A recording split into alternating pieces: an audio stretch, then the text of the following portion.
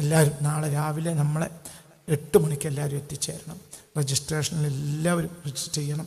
ഇനി അല്ലാത്തവർക്ക് spot registration ഉണ്ട്, അവിടെ വെച്ച് രജിസ്റ്റർ ചെയ്യാവുന്നതാണ്. ആ പരിപാടിയിലെല്ലാം പങ്കെടുക്കണം. 9 മണിക്ക് സ്റ്റാർട്ട് ചെയ്യും, വൈകുന്നേരം 5 മണി വരെ. ഇതിനിടയിലൊക്കെ ബ്രേക്കുകൾ ഉണ്ടാകും, ഇതിൻ്റെ ഇടയിലൊക്കെ അങ്ങ് ഭക്ഷണം ഉണ്ടാവും, ബ്രേക്ക് ഉണ്ടാവും. ഒരു ബ്രേക്ക് ഉണ്ടാവും, ആ ബ്രേക്കിലൊക്കെ നിങ്ങൾക്ക് എന്തെങ്കിലും ഒരു ഭക്ഷണം തരും, എന്തെങ്കിലും ചായ എന്തെങ്കിലും തരും, വെള്ളം തരും, ചായ തരും, ഉണ്ടാവും. കാര്യങ്ങളൊക്കെ ശരിക്കും മനസ്സിലാക്കണം. കുടുംബം നന്നാക്കണം, ഭാര്യയായിട്ട് നന്നാവണം. അഭിപ്രായക്കേടുള്ളവർ തീർക്കണം, ഭാര്യയും ഭർത്താവും തമ്മിൽ അഭിപ്രായക്കേടാണ്. അപ്പോൾ ക്ലാസ് വന്നപ്പോൾ ഭാര്യ സന്തോഷിച്ചു, ഇനിയെങ്കിലും ക്ലാസ്സിന് പോയാൽ അത് ശരിയാവുമല്ലോ എന്ന് വിചാരിച്ചു.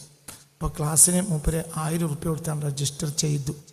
പിന്നെ നമുക്ക് ശനിയാഴ്ച പോകണ്ടേ, ശനിയാഴ്ചത്തെ ചില കാര്യങ്ങൾ ഓളെ പറഞ്ഞ് ഏൽപ്പിച്ചപ്പോൾ ശനിയാഴ്ച നമുക്ക് ക്ലാസ്സിന് പോകണ്ടേ, നമ്മൾ രജിസ്റ്റർ ആക്കിയില്ല. അപ്പോൾ മൂപ്പര് അത് എനിക്ക് പറഞ്ഞാൽ മനസ്സിലാവില്ല, ഞാൻ പോയാൽ മതി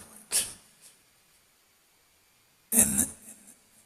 അങ്ങനെയുള്ള വിദ്വാന്മാരുണ്ട്. ചിലർ എന്നോട് പറഞ്ഞ്, പല ആളുകളും നമ്മളെ പ്രവർത്തകന്മാരോട് പറഞ്ഞത് ഭാര്യ പ്രസവിച്ചെടുക്കാണ്, ഒക്കെ ഭാര്യ പ്രസവിച്ചെടുക്കാണ്. ഈ 10,000 ജില്ലാ 2000-ഓളം ആളുകൾ ഭാര്യമാർ പെട്ടെന്ന് എങ്ങനെ പ്രസവിച്ച് കടന്നു എന്നാണ് മനസ്സിലാകാത്തത്. എന്താണെങ്കിൽ പെണ്ണുങ്ങൾ വഴക്ക് കൂടിയിട്ടെങ്കിലും നിങ്ങൾ ആ ക്ലാസ്സിന് വരണം. തിരിച്ചു വഴക്കുണ്ടാവില്ല, വഴക്ക് കൂടി വന്നോളി, എന്നാലും തിരിച്ചു വഴക്കുണ്ടാവില്ല. എന്തുകൊണ്ട്? ഭാര്യയും ഭർത്താവും നല്ല നിലക്ക് പോകണം. അപ്പം നമ്മളെ കുടുംബം നന്നാവും. നിങ്ങളെ ഭാര്യയും തമ്മിൽ സന്തോഷം ഉണ്ടെങ്കിൽ കുട്ടികളെ ഒരു സന്തോഷത്തിന് പറഞ്ഞാൽ മതിയാവില്ല. ആണോ അല്ലേ? ഭയങ്കര സന്തോഷിക്കുക. ഉപ്പയും ഉമ്മയും തമ്മിൽ തെറ്റിയാൽ നിങ്ങൾ ദിവസം ബിരിയാണിയും മന്തിയും വാങ്ങിയിട്ട് കാര്യമില്ല. ആ കുട്ടികൾക്ക് സ്കൂളിൽ നിന്ന് തിരിച്ചു വരാൻ തോന്നില്ല. പോകുമ്പോഴും ചീത്ത, വരുമ്പോഴും ചീത്ത. ഉമ്മയും ബാപ്പയും തല്ല, ഉമ്മയും ബാപ്പയും പ്രശ്നമാണ്.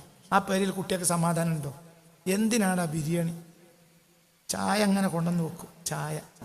എന്നിട്ട് ഒരു പിടി അരി വല്യമ്മ വാരും, എന്നിട്ട് അത് ഓട്ടിലിട്ട് വറുക്കും, എന്നിട്ട് അതിന് കയ്യിലുകൊണ്ട് ഇങ്ങനെ തെറിപ്പിക്കും. എനിക്ക് ഓർമ്മയുണ്ട്. എന്നിട്ട് മദർസക്ക് ഓടണം. പഞ്ചസാരല്ല, ശർക്കര, ചിലപ്പോൾ ശർക്കരയില്ല. പക്ഷെ എന്തൊരു സന്തോഷം! എന്താണ് ആ വീട്ടിലെ സന്തോഷം? രാത്രി ഇശാ നിസ്കാരമൊക്കെ കഴിഞ്ഞാൽ ഉമ്മ, ബാപ്പ, ഞാൻ, പെങ്ങൾ എല്ലാവരും കൂടെ പുഴക്കൊക്കെ കുളിക്കാൻ പോകും. വേനൽ കിണറ്റിൽ വെള്ളം കുറയും. അപ്പോൾ ആ വർത്താനം പറയും.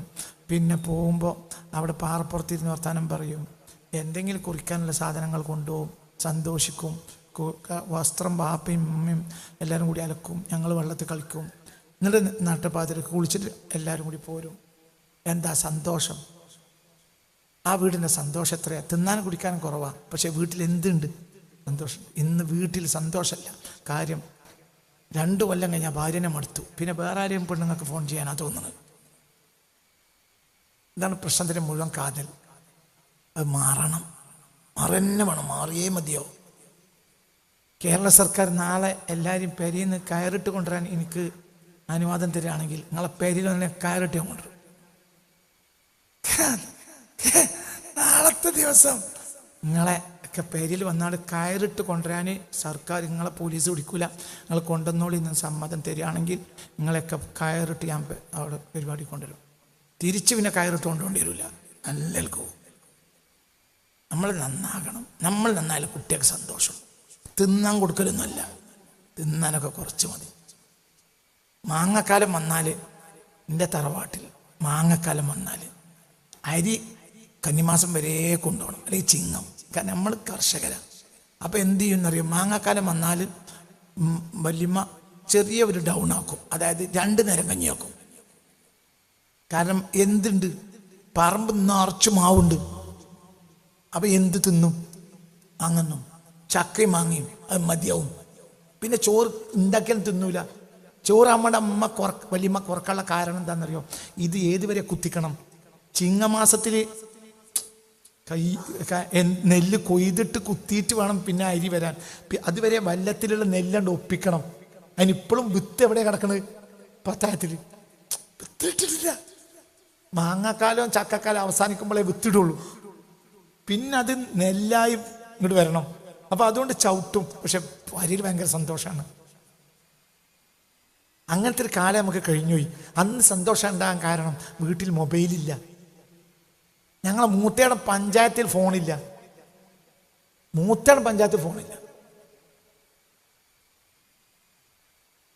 ആഴ്ചയിൽ 2 വട്ടം എന്നെയും വേറൊരാളെയും കൂടി പോസ്റ്റ് ഓഫീസിലേക്ക് പറഞ്ഞേക്കും ഹെഡ് മാഷ്. എന്നിട്ട് അന്ന് 10 പൈസ തരും. 10 പൈസ 10 പൈസ, രണ്ടാൾക്ക് 10 പൈസ 10 പൈസ. 5 പൈസക്ക് ചായയും 5 പൈസക്ക് കടിയും കിട്ടും. അപ്പോൾ അവസാനത്തെ പീരീഡിൽ ബുധനാഴ്ചയും ശനിയാഴ്ചയും ആ 2 പീരീഡിൽ നമ്മൾ നോക്കിയിരിക്കും. എന്ത് പോകലല്ല, അതിലെന്ത് കിട്ടും? ചായകളി കിട്ടും. അത് 4 കിലോമീറ്റർ അപ്പുറത്തെ പോസ്റ്റ് ഓഫീസ്. മൂത്തേട് പഞ്ചായത്തിൽ ആകെ ഒരു പോസ്റ്റ് ഓഫീസാണ്. ഒരു ഫോണില്ല. അതുകൊണ്ട് നാട്ടിൽ പോയപ്പോൾ ഇല്ല. ഇപ്പം എല്ലാവർക്കും ഫോൺ ഒന്നൊന്നല്ല, ഒന്ന് അതിൻ്റെ കയ്യിലുള്ള മറ്റേ ഫോണിലാണ് ഉസ്താപ്പേ വാട്സപ്പ്. അതിൽ ലൈനിൽ കിട്ടൂല. അതിൽ നിങ്ങൾ ലോക്കലിൽ ഇതിൽ വിളിച്ചോളി. അപ്പോൾ ഓൻ്റെ കയ്യിൽ എത്രയായി? അത് 2 എണ്ണായി. ഓൻ്റെ ഓക്കും അങ്ങനെയാണ്. അപ്പം അതന്നെ നമ്മളെ ഫോണുകൾ, ഈ ഫോണ് നമ്മളെ സമാധാനം കൊണ്ടുപോയി. ആ ഫോണ് മാറ്റി വെക്കാൻ കുറച്ചേരം മാറ്റി വെച്ച് പെണ്ണുങ്ങളെ ഒന്ന് ചുരുക്ക് കാണാനും പുതിയാപ്പളുടെ ചുരുക്ക് കാണാനും നമ്മൾ സമയം കണ്ടെത്തണം. കുട്ടികളെ നോക്കാനും കുട്ടികളെ കൊണ്ടുനടക്കാനും. അപ്പം ഒരു സന്തോഷം എത്രയാണ്. അപ്പം നമ്മളെ സന്തോഷം എത്രയാണ്. എൻ്റെ മോളെ കുട്ടിക്ക് ഇന്നലെ രാത്രി പനി പിടിച്ചു. അപ്പോൾ തൊട്ടിയിലിട്ട കുട്ടി കരഞ്ഞു. അപ്പം ഞാൻ എന്നെ കൊണ്ട് അടുത്ത് കടത്തി. അപ്പം അത് ഉപ്പപ്പാന്നാളിൻ്റെ തോളിലൂടെ പിടിച്ച് കിടന്നു. അപ്പം എൻ്റെ തോളിൽ ഇപ്പോഴും ആ കൈയുണ്ട്. ആ സന്തോഷം എത്രയാണ്. ചെറിയ കുട്ടി 1.5 വയസ്സായിട്ടുള്ളൂ. അപ്പം ആ സന്തോഷം എത്രയാണ്, മറക്കൂല. എൻ്റെ മോളെ കുട്ടിയാണ്. പക്ഷെ ആ സന്തോഷം, അപ്പം ആ സന്തോഷമൊക്കെ എത്രയാണ്, ആരോടാ, എത്ര കാലം അതിവിടെ ഉണ്ടോ. ഹബീബ റസൂലുള്ളാഹി എൻ്റെ കവിളിലൊന്ന് ഇങ്ങനെ തലോടിയിട്ടുണ്ട് എന്ന് അനസ് പറയുന്നത് 100ാമത്തെ വയസ്സിലാണ്. അപ്പോഴത്തിന് 80 കൊല്ലം കഴിഞ്ഞു. ഇപ്പോഴും അവിടുന്ന് ഒരു സുഗന്ധമുണ്ട്. എന്താ അപ്പ 80 കൊല്ലം മുമ്പ് ഒരിക്കൽ റസൂലുള്ളാഹി എൻ്റെ കവിളിൽ ഇങ്ങനെ തലോടി. അല്ലാഹുവിൻ്റെ ഹബീബ് എൻ്റെ കവിളിൽ തലോടി. അപ്പോൾ അന്ന് മുതൽ ഇപ്പോൾ 100ാമത്തെ വയസ്സ് പറയാം, ഇപ്പോഴും എൻ്റെ കവിളിലേക്ക് സുഗന്ധമടിച്ചു വീശാറുണ്ട്.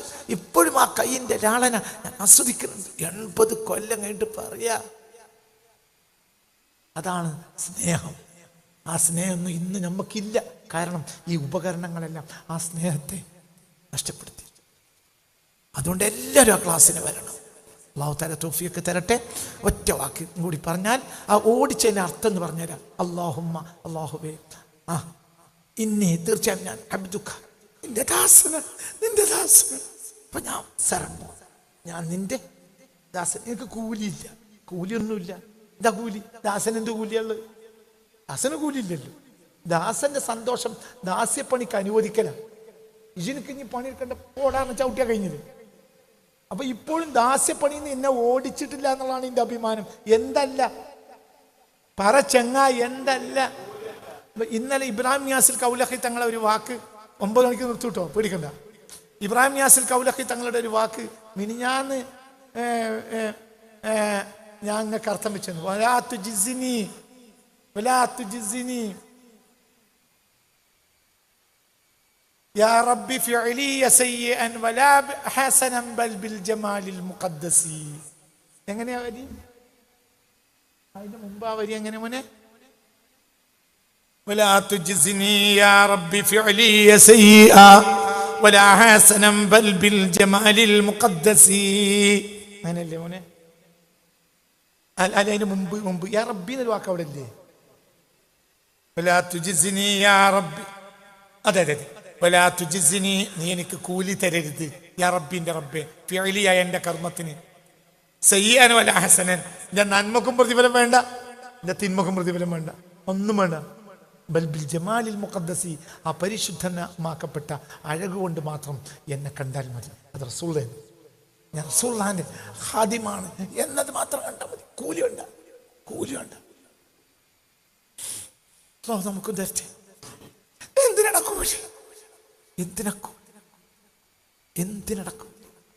അല്ലാഹു റസൂലിക്ക് ഇങ്ങോട്ട് കയറിക്കോ. അള്ളാഹ് റസൂൽ കയറിനോടുത്ത് കയറാനൊരു അനുവാദം കിട്ടിയാൽ പിന്നെ എന്തിനാണ് കൂലി? വലാ തുജിസിനി, നീ എനിക്ക് കൂലി തരരുത്. യാ റബ്ബി, എൻ്റെ റബ്ബെ, ഫഅലിയായ എൻ്റെ കർമ്മത്തിന് സയ്യഅൻ വലാ ഹസനൻ, എൻ്റെ നന്മക്കും പ്രതിഫലം വേണ്ട, തിന്മക്കും പ്രതിഫലം വേണ്ട.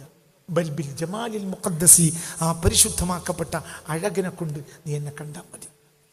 ഏതാ പരിശുദ്ധമാക്കപ്പെട്ട അഴകാര? മുഹമ്മദ് മുഹമ്മദ് മുഹമ്മദ് മുഹമ്മദ് മുഹമ്മദ് മുഹമ്മദ്. തൗഫീഖ് തരട്ടെ. അതന്നെ നല്ല. അപ്പൊ എനിക്ക് കൂലിയില്ല. അല്ലാഹുമ്മ ഇന്നി അബ്ദുക, ഞാൻ നിന്റെ ദാസനാണ്. ദാസന്റെ കൂലി ദാസ്യപ്പണിക്ക് അനുവദിച്ചു എന്നുള്ളതാണ്. ഒറ്റ ചവിട്ടി കഴിഞ്ഞില്ല. അപ്പൊ ഇപ്പോഴും നീ നിന്റെ ദാസ്യപ്പണിക്ക് എന്നെ അനുവദിക്കുന്നു എന്നതാണ് എന്റെ മഹത്വം. എനിക്ക് എന്ത് വേണ്ട? കൂലിയാണ്. വബിനു അബദിക്ക, നിനക്ക് ദാസ്യപ്പണി എത്തിയ ഒരാളുടെ മകനാണ്. വബിനു അമതിക്ക, നിന്റെ ഒരു ദാസിയുടെ മോനാണ്. മൂത്താവ് നിന്റെ കയ്യിലാണ്. അവിടെ ഞാൻ കൊതറിയിട്ടില്ല, കൊതറൂല്ല. അള്ളാഹു കാക്കട്ടെ. ഒരാൾക്കും കൊതറാൻ കഴിയില്ല. പക്ഷെ ഓന്റെ മനസ്സുകൊണ്ട് കൊതറുക, അവൻ കാഫിറാണ്. മനസ്സുകൊണ്ട് കൊതറിറക്കുക, ഓൻ മുഅ്മിനാണ്. എല്ലാരും നാസിയത്തും ആരെ കയ്യിലാണ്? പറ മോനെ, ഇത് 9 മണിക്ക് നിർത്തും. നിങ്ങൾ പേടിക്കണ്ട. യാസീൻ നേരം അല്ലെങ്കിൽ ഒരു 10 ഉള്ളൂ. നിങ്ങൾ പേടിക്കണ്ട. 9 മണിക്കൂർ പറ നാസിയത്തി വേദിക്ക, എന്റെ മൂർത്താവ് നിന്റെ കയ്യിലാണ്. എല്ലാരും മൂർത്താവ് ആരെ കയ്യിലാ? പക്ഷെ അവിടെ 2 വിഭാഗമുണ്ട്. ഒന്ന്, നാസിയത്ത് എന്റെ റബ്ബിന്റെ കയ്യിലാന്ന് ബോധമുള്ളവൻ. അവിടുന്ന് മനസ്സുകൊണ്ടെങ്കിലും കുതറിയോൻ. മനസ്സുകൊണ്ട് കുതറിയോൻ ആരാണ്? കാഫിറാണ്. മനസ്സുകൊണ്ടും ആ കയ്യിൽ റബ്ബിന്റെ കയ്യിൽ ഒതുങ്ങിയോൻ മുഅ്മിനാണ്. റബ്ബിന്റെ കയ്യിലാണ് മൂർത്താവ്. ആ ബോധം ഉണ്ടെങ്കിൽ മുഅ്മിനാണ്. നിന്റെ ആള് ഞാൻ തന്നെ പറഞ്ഞാൽ കാഫിറാണ്. എനിക്ക് ഞാൻ തീരുമാനിക്കും, എനിക്കെന്ത് ദൈവം, ഓൻ കാഫിറാണ്. വളരെ ചിന്തിക്കണം. യഥാർത്ഥ കാഫിർ നിരീശ്വരവാദിയാണ്. മുശ്രിക്ക് കാഫിർ അവിടെയും വ്യത്യാസമുണ്ട്. മുശ്രിക്ക് എന്ന അർത്ഥത്തിൽ ഒരു കാഫിർ എന്ന് പറയുന്നുണ്ട്, അതല്ലാത്തൊരു കാഫിറും ഉണ്ട്. ഒക്കെ പഠിക്കുമ്പോൾ മനസ്സിലാവുക. യഥാർത്ഥ കാഫിർ ആരാണ്? നിരീശ്വരവാദി. ബഹുദൈവ വിശ്വാസി കാഫിറാണെങ്കിലും മുശ്രിക്കാണ്. ഒരു ശക്തിയിലും വിശ്വസിക്കാത്തവനാണ് ആര്? അവസാനത്തെ കാഫിർ. ഓനൊരു ശക്തിയിലും വിശ്വസിക്കുന്നില്ല. ശിർക്ക് തെറ്റല്ലേ? 100% തെറ്റാണ്. പക്ഷെ എന്നാലും ഓനോട് നമുക്ക് പറയാം, എന്ത്, നിങ്ങളൊരു ദൈവവിശ്വാസിയല്ലേ, നിങ്ങളിങ്ങനെ ആട്ടം പാടുണ്ടോ? ഇതാരോട് പറയാൻ പറ്റൂല.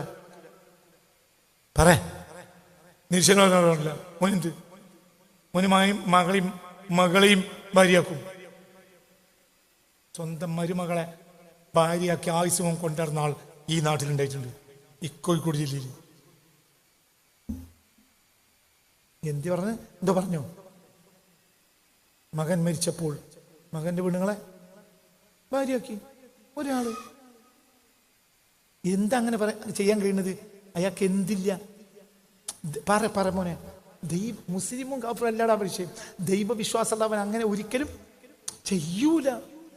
ഒരു അന്യ പെണ്ണിന്റെ സ്ഥാനത്ത് മരുമോളെ കാണൂല. ദൈവവിശ്വാസമുള്ളവൻ. ദൈവവിശ്വാസം പറ്റട് പോയി. ശിർക്ക് തെറ്റല്ലേ? 100% തെറ്റാണ്. പക്ഷെ എന്നാലും ഓനോട് പറയാൻ ഒരു ഭാഗമുണ്ട്. എന്ത്? നിങ്ങളിപ്പോ ക്രിസ്ത്യാനികൾ മനസ്സിലാണ്ടോ പറഞ്ഞത്? അവരോട് ഇപ്പൊ നമുക്ക് പറയാലോ, എന്ത്, നിങ്ങൾ ദൈവവിശ്വാസികളല്ലേ, നിങ്ങളൊക്കെ അങ്ങനെ പറയാൻ പറ്റും? മനസ്സിലായോ? അത് ഇപ്പം മുഹമ്മദ് മുസ്തഫാനെ ഒരു ക്രിസ്ത്യാനി ആക്ഷേപിക്കുകയാണെങ്കിൽ നമുക്ക് അവൻ്റെ അടുത്ത് പോയി പറയാം, നിങ്ങളൊക്കെ ഒരു മനുഷ്യൻ, നിങ്ങളൊക്കെ എന്താ ചെയ്യണം? നിങ്ങൾ ഏറ്റവും ചുരുങ്ങിയ ഒരു പുണ്യപുരുഷനെ അംഗീകരിക്കുക. അവരൊക്കെ എങ്ങനെ പറയാൻ പാടുള്ളൂ? ബൈബിൾ ഇത് അംഗീകരിക്കുക വെച്ചെങ്കിൽ മുണ്ടൂല, തെറ്റിപ്പോയിനേ പറയുള്ളൂ. അതേസമയത്ത് നിരീശ്വരവാദിയുടെ വർത്തമാനം പറയാൻ പറ്റും? ഓൻ അമ്പിയാക്കന്മാരെയും മൗലിയാക്കന്മാരെയും കളിയാക്കാൻ വേണ്ടിയിട്ടാണ് ഓൻ ഉണ്ടായത് തന്നെ. ഓൻ പഠിച്ചോൻ തന്നെ കളിയാക്കണവനാണ്. അള്ളാഹു കാത്ത് രക്ഷിക്കട്ടെ. അപ്പൊ മനസ്സിലാണ്ട് പറഞ്ഞത്? അർത്ഥം വെക്കി. എൻ്റെ റബ്ബിൻ്റെ കയ്യിലാണ് എൻ്റെ റബ്ബ്, ഏകനായ റബ്ബ്. ആ ഏകനായ റബ്ബിൻ്റെ ഹസ്തത്തിലാണ് എൻ്റെ മൂർത്താവ് എന്ന് വിശ്വാസമുള്ളവൻ ആരാണ്? മുഅ്മിനാണ്. അവിടുന്ന് കുറതിറിയോൻ കാഫിറാണ്. കാഫിറിന് പല തട്ടുമുണ്ട്. പിന്നെ നാസിയത്തി ബിയദിക, പിന്നെ മാലിൻ ഫിയ ഹുക്കുമുക, നിന്റെ വിധിവിലക്ക് ഞാൻ ബാധ്യസ്ഥനാണ്, ഞാൻ കഴിയുന്ന വിധത്തിൽ ചെയ്യുന്നുണ്ട്. അദിലും ഫിയ ഖളൗക, നീ എന്ത് വിധിച്ചാലും അത് നീതിയുക്തമാണ്. ഞാൻ അപ്പം മരിക്കണം എന്ന് വിചാരിച്ചാൽ, ഞാൻ 4 കഷ്ണമാണെന്ന് വിചാരിച്ചാൽ, ഞാൻ സഞ്ചരിച്ചത് ആക്സിഡൻറ്റിൽ പൊട്ടി തകരാമെന്ന് വിചാരിച്ചാൽ, അതൊക്കെ എന്താണ്? നീതിയാണ്. എൻ്റെ പീടിയ പൊളിയാൻ വിചാരിച്ചാൽ, എൻ്റെ മക്കൾ നഷ്ടം വിചാരിച്ചാൽ, അല്ലാഹു കാത്തുരക്ഷിക്കട്ടെ, അതൊക്കെയും എന്താണ്? നീതി. നീ നീതിയല്ലാത്തൊരു കാര്യം ചെയ്യൂല. അതിലും ഫിയ ഖലാഉക. അതൊക്കെ കാഴ്ചപ്പാടാണ്. അപ്പോൾ അവൻ ഒരിക്കലും പടച്ചോനെ പ്രതിക്കൂട്ടി കയറ്റൂല. പടച്ചോനെ പ്രതിക്കൂട്ടി കയറ്റിയവൻ നിസ്കാരം ഉണ്ടെങ്കിലും അവൻ ആരല്ല? അവിടെ നിസ്കാരം ഉണ്ടാവും, ആരല്ല? മുഅ്മിനല്ല. നിങ്ങളാ പറഞ്ഞ യാസീനൊക്കെ ഓതിയിട്ടും നമ്മളെ കാര്യം അങ്ങനെ തന്നെ. ഇപ്പൊ എന്ത് വർത്താനുള്ളത്? മെഡിക്കൽ കോളേജിൽ കൊണ്ടുപോകണം, മുഴുവനും കൂടി മരിച്ച് തിരിച്ചു കിട്ടുമോ? കുറച്ചൊക്കെ ജീവൻ പോവുകയും ചെയ്യും. അതിനല്ല അതിനെ പഠിക്കാൻ ആംബുലൻസ് നിർത്തി. സത്യത്തിൽ ആംബുലൻസ്, മരിച്ചവരെ കൊണ്ടുപോകുന്ന ആംബുലൻസ് തീരെ ഉണ്ടാകാൻ പാടില്ലാത്ത സ്ഥലമാണ് ഇത്. പഠിച്ചവനെ ഇവർക്കൊരു അന്തം കൊടുക്കണേ റബ്ബേ. എല്ലാ കവലയിലും ആംബുലൻസ് നിർത്തിയിട്ടാലും ചത്തോരെ കൊണ്ടുപോകുന്ന ആംബുലൻസ് എവിടെ ഉണ്ടാകാൻ പാടില്ല? മെഡിക്കൽ കോളേജിൽ. അപ്പം അതിൻ്റെ അർത്ഥം എന്താ? അവിടെ കൊണ്ടുപോയാലും മിക്കവാറും ചത്തേ കൊണ്ടുവരുള്ളൂ. അതിനാരും ഡോക്ടറോട് ചോദിക്കൂല, ഇവിടെ കയറ്റിലും ജീവൻ പോയിക്കണമല്ലോ, വേഗം ഡെഡ് ബോഡി പെട്ടെന്ന് കിട്ടുമെന്ന് ചോദിക്കുള്ളൂ. അതേ സമയത്ത് ഒരു 11 യാസീൻ ദിവസം റസൂലുള്ളാഹിക്കും ബദരീങ്ങൊക്കെ ഓതിക്കോളാന്ന് പറഞ്ഞിട്ട് 14 ദിവസം കഴിഞ്ഞിട്ട് വന്ന ഓൻ്റെ ബരവ് കണ്ടാൽ തന്നെ അലക്സാണ്ടർ വരും പോലെ. പിന്നെ നിങ്ങളാ പോത്തൊക്കെ നമ്മൾ ഓതി. എന്നിട്ടിപ്പോൾ എന്തുണ്ടായിരുന്നു? അമുക്കെ ഇതൊരു 11 യാസീൻ ഓതാൻ അമുക്കെ എന്നോട് പറഞ്ഞ, അല്ലാതെ എൻ്റെ ദീനം മാറാനല്ല. ആ യാസീൻ്റെ വർക്കത്തുണ്ടെങ്കിൽ നന്നായാലും മനസ്സിലായോ പറഞ്ഞത്? ഇതൊക്കെ തന്നെ, ഇതൊക്കെ ആര് വിധിക്കണം? അല്ലാഹു വിധിക്കണം. അല്ലാഹു വിധിക്കണം. തന്നെ ഇതൊക്കെ പഠിപ്പിച്ചിരുന്ന എനിക്ക് പ്രയാസങ്ങൾ എത്രയുണ്ട്, അതുണ്ടാകണം. അങ്ങനെയാണ് നിങ്ങൾ വിചാരിക്കണ്ട ഇതിക്കൊക്കെ പഠിച്ചിട്ട് ഉസ്താദിന് പ്രശ്നമൊന്നും ഉണ്ടാവില്ല. അതെന്ത് വർത്താനാണ്? മാനസിക രോഗ വിദഗ്ധന്റെ അടുത്തേക്ക് ഒരാൾ ചെന്നു. എന്നിട്ട് പറഞ്ഞു, പിന്നെ എനിക്ക് പരിലിരിക്കാൻ ഒരു സമാധാനമല്ല, അതുകൊണ്ട് എന്താണ് എൻ്റെ ഭാര്യയും തമ്മിൽ ഞാനും തമ്മിൽ എപ്പോഴും വഴക്കാം, അതുകൊണ്ട് അതിനൊരു പരിഹാരം പറഞ്ഞേരി, അതിനാണ് ഞാൻ വന്നത്. അപ്പോ ഈ മാനസിക രോഗ വിദഗ്ധൻ ചോദിച്ചു, എനിക്ക് തീരാണ്ടല്ലേ എന്ന് ചോദിച്ചു. എന്ത് ചോദിച്ചു? ഇജ കലണ്ടറൊക്കെ നോക്കാം, ഇന്ന ദിവസം ഏതാ? ഞായറാഴ്ചയാണ്. ഇജൻ ഇറങ്ങി നോക്കാം, ഇവിടെ ഏതെങ്കിലും ഒരു പീടിയ തുറന്നിക്കണോ? ഇല്ല. എന്നിട്ട് ഞാനിവിടെ എന്താ ഇരിക്കണേ? എനിക്ക് എന്റെ പേരിൽ ഇരിക്കാൻ ഒരു സമാധാനമല്ല. അതുകൊണ്ട് ഞാൻ ഇവിടെ ഇവിടെയെങ്കിലും കുത്തിരിക്കല്ലോ എന്ന് ചോദിച്ചിട്ട്, ഇനിയിപ്പോ എനക്ക് പെണ്ണുങ്ങളെ പ്രശ്നം എങ്ങനെ ഞാൻ പറഞ്ഞിരുന്നു? പ്രശ്നം എല്ലാവർക്കും ഉണ്ടാവും വേണം. ഉണ്ടായാലേ നല്ല ആൾക്ക് പോകുള്ളൂ, അല്ലേ? അങ്ങനെ തന്നെയല്ലേ? നമ്മളൊക്കെ നന്നാക്കി തരട്ടെ. അതിലും ഫിയ ഖലാഉക. നിന്റെ വിധികളെല്ലാം എന്നിൽ നീതിയുക്തമാണ്, നീതിയല്ലാത്തൊരു വിധി വിധിച്ചിട്ടില്ല. പിന്നെ നീ അടുത്തത് ഇതൊക്കെ നിന്നെ പറ്റിയുള്ള എൻ്റെ കാഴ്ചപ്പാടാണ്. നീ സറണ്ടർ ആക്കുക. അസ്അലുക, നിന്നോട് ഞാൻ യാചിക്കുകയാണ്, ചോദിക്കുകയാണ്. ബിക്കുല്ലി ഇസ്മിൻ, എല്ലാ നാമവും വെച്ചിട്ട്. ഹുവലക്ക, അതേതോ അയമോട്ടിൻ്റെ നാമല്ല, ഹുവലക്ക, ആ നാമം നിനക്കുള്ളതാണ്. നിനക്കുള്ള എല്ലാ നാമവും വെച്ച് ഞാൻ നിന്നോട് ചോദിക്കുകയാണ്. അതായത് സമ്മൈത ബിഹി നഫ്സക, നിനക്ക് വെച്ച എല്ലാ പേരും കൊണ്ടും. അതായത് അൻസൽതഹു ഫീ കിതാബിക, നീ നിന്റെ കിതാബിൽ ഇറക്കിയ നാമങ്ങൾ. ഔ അല്ലംതഹു, അല്ലെങ്കിൽ നീ നിന്റെ കിതാബിലില്ല, പക്ഷേ ഏതൊരു സൃഷ്ടിക്ക് നീ അത് പഠിപ്പിച്ചു കൊടുത്തിട്ടുണ്ട്, അങ്ങനെ ആകാം. അല്ലെങ്കിൽ സൃഷ്ടിക്കും നീ പഠിപ്പിച്ചു കൊടുത്തിട്ടില്ല. നിന്നിലുള്ള അദൃശ്യജ്ഞാനത്തിൽ ആർക്കും പറയാതെ നീ നിനക്ക് ചില നാമങ്ങൾ തിരഞ്ഞെടുത്തിട്ടുണ്ട്, അതുമാകാം. ഏതാണെങ്കിലും എന്തെങ്കിലും നിനക്കുള്ള എല്ലാം, ഏത് തരം നാമമായാലും നിന്റെ എല്ലാ നാമം വെച്ചു ഞാൻ നിന്നോട് ചോദിക്കണം. എന്താ ചോദിക്കണം? അന്തജഅലൽ ഖുർആന റബീഅ ഖൽബി, നിന്റെ കലാം റബീഅ അന്തജഅലൽ ഖുർആനൽ അളീമ റബീഅ ഖൽബി, നിന്റെ മഹത്തായ ഖുർആൻ എൻ്റെ ഹൃദയത്തിൻ്റെ വസന്തമാകണം. പിന്നെ വനൂറ സുദ്രി, എൻ്റെ ഹൃദയത്തിൻ്റെ വെളിച്ചമാകണം. പിന്നെ എൻ്റെ നെഞ്ചിൻ്റെ വെളിച്ചമാകണം. വജലാ ഹുസ്നി, എൻ്റെ ദുഃഖം അകറ്റുന്നതാകണം. വദഹാബ ഹമ്മി, എൻ്റെ മനക്ലേശം ഇല്ലാതാക്കി തരുന്നതാകണം. ഓമ്മി, അതേ അർത്ഥം.